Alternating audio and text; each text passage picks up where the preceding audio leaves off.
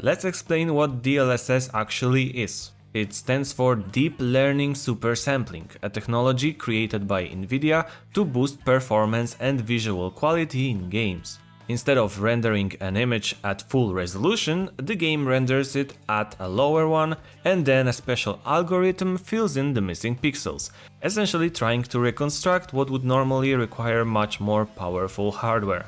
An extreme example would be NVIDIA's demo app, where you draw something at a kindergarten level and AI turns those scribbles into a real image. In other words, the GPU does less work and AI, a trained model, upscales the image to make it look better than the raw pixels. You can compare it to beauty filters or deepfakes, all in the name of a more impressive final result. Early version of DLSS, so 1, was pretty rough. It enhanced the image, sure, but often at the cost of sharpness and natural detail. DLSS 2.0 improved things significantly. We see it in many games today, boosting resolution and performance without obvious quality loss. But the real revolution came with DLSS 3.0 when NVIDIA introduced frame generation. What does that mean in practice? Let's say your PC renders 60 frames per second natively. DLSS 3.0 can insert additional AI-generated frames between them,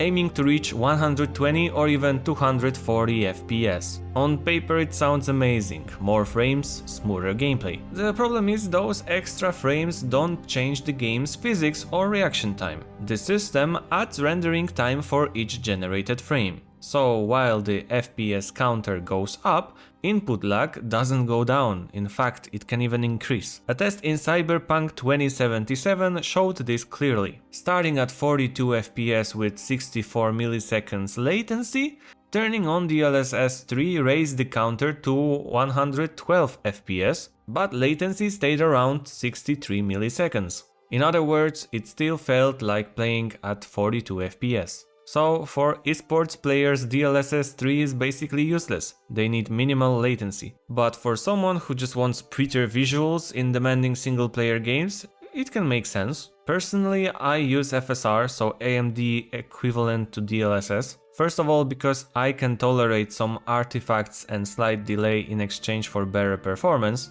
And secondly, FSR is being used by Sony at PlayStation, so I assume that it will be heavily improved over the years.